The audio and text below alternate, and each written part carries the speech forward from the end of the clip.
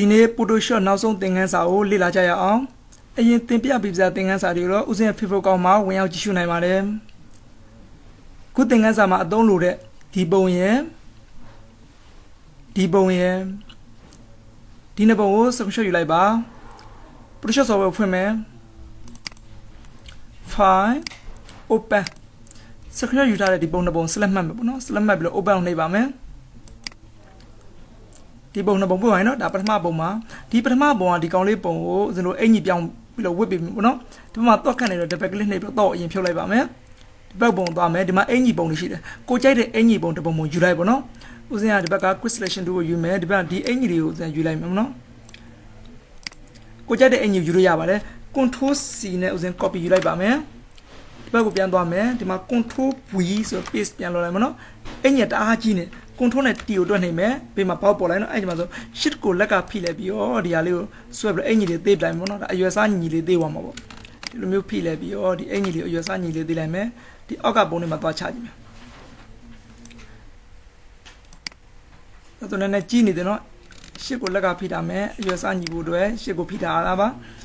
ကြီးနေတယ်လို့ရှင်နည်းနည်းလေးထက်ချုံဒီနေ့လောက်ဆိုကွက်တီကြပါပါပြီ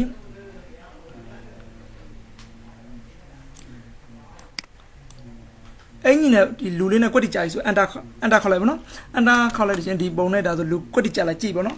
control T ဆိုပြန်ပြီးတော့ဒီဘောက်ပြန်ခေါ်ပါနော်ကွက်တီကြလောက်ပြီးတော့ဒီဘက်မှာဦးစင်တို့တရက်ဖူပုံလေးရှိတယ်အဲ့တရက်ဖူပုံနဲ့ချက်လိုက်ပါအခုလိုမျိုးပြင်မှာပေါင်လေးပေါ့နော်အဲ့လိုပေါင်လေးပေါ်လိုက်ချင်းမှာဒီလိုအင်ကြီးလေးကိုလိုသလိုဆွဲလို့ရတယ်ဒီအောက်ကလူပုံနဲ့ကွက်တီတစ်ထက်ကြအောင်ပေါ့နော်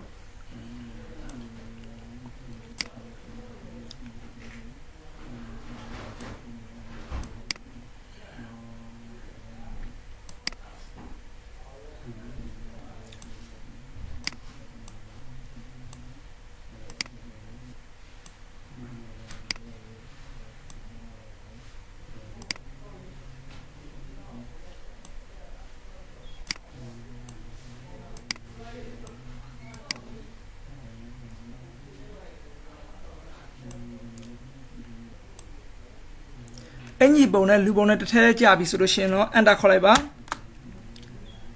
ဒီပုံရဲ့ဘေးလေးမှာအသားလေးတွေပိုးနေတယ်နော်အဲ့ဒီအသားလေးတွေဖြတ်ပါမယ်နောက်ခံ background ကအဖြူအောင်ဖြစ်တဲ့အတွက်ဦးဇင်းတို့အဖြူအောင် layer အသစ်ခေါ်လိုက်ပါမယ်ဒီဘက်ကဦးဇင်းတို့နယူး layer နှိပ်မယ်ဒီထက်မှာဦးဇင်းတို့ဒီဘက်မှာအဖြူအောင်ရွေးထားမှာပေါ့နော်အဖြူအောင်ရွေးပြီးတော့ဒီမှာ paint bucket 2ကနေပြီးတော့ဦးဇင်းတို့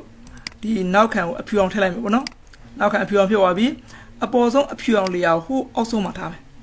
အောက်ဆုံးမှာအဖြူအောင် layer ဖြစ်နေနော်ဒီအလဲရ layer ကို select မှတ်ထားပါ select မှတ်ပြီးဒီလူပုံရဲ့ဘေးမှာပိုးနေတဲ့အသားလေးတွေကိုဖြတ်ပစ်ပါမယ်ကျွန်တော်ဒီဘက်ကနေလဲပြီးတော့ဒီမှာ isa 2ရှိတယ်နော် isa 2ကိုရွေးလိုက်ပါရွေးလိုက်ပြီးတော့ဒီမှာဘေးမှာအသားလေးတွေပိုးနေနော်အဲ့ဒီအသားလေးတွေကိုဖိပြီးတော့ဒီလိုမျိုးလေးဖြတ်လိုက်ပါမယ်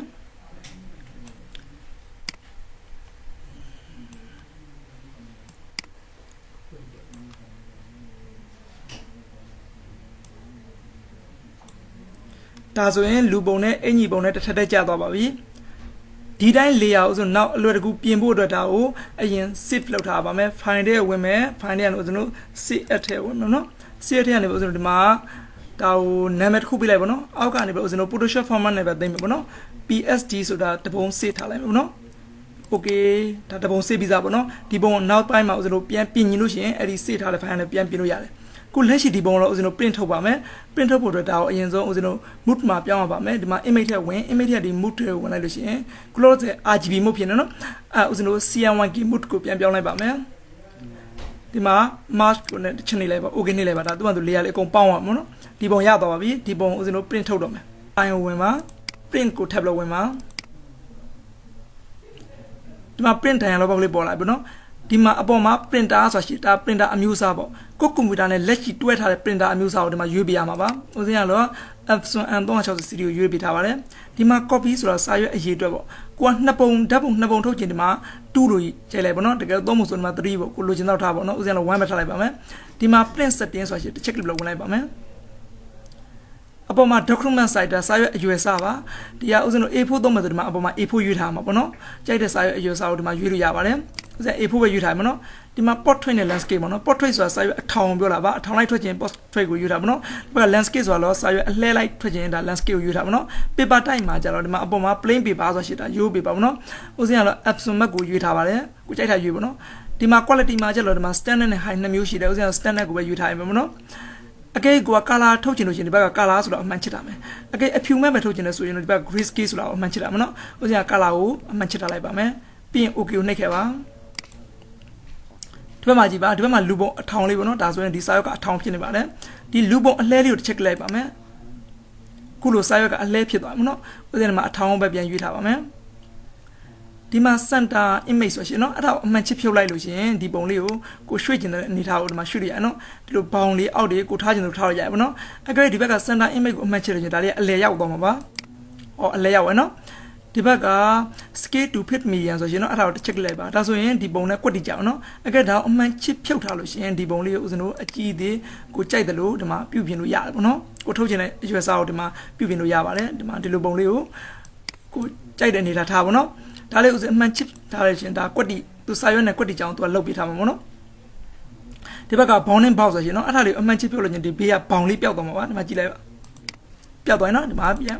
ချစ်လိုက်တော့သူအမှန်ပြန်ပေါ်လိုက်ပါနော်အဲဒါပြန်ဖြောက်လိုက်ပေါ်လိုက်ကိုလုတ်ချင်လို့လုတ်ပါဒါဥစဉ်တို့ကြိုက်ပြီဆိုတော့ဒီဘက်က print ဆိုတော့တစ်ချက်နေလိုက်ပါဒါဆိုရင်ဒီဓာတ်ပုံလေးက printer ကနေပြီးထွက်လာတော့မှာပါဥစဉ်တို့ Photoshop သင်ခန်းစာအားလုံးဒီမှာပဲအဆုံးသတ်လိုက်ပါမယ်အားလုံးရှင်လန်းချမ်းမြေ့ကြပါစေ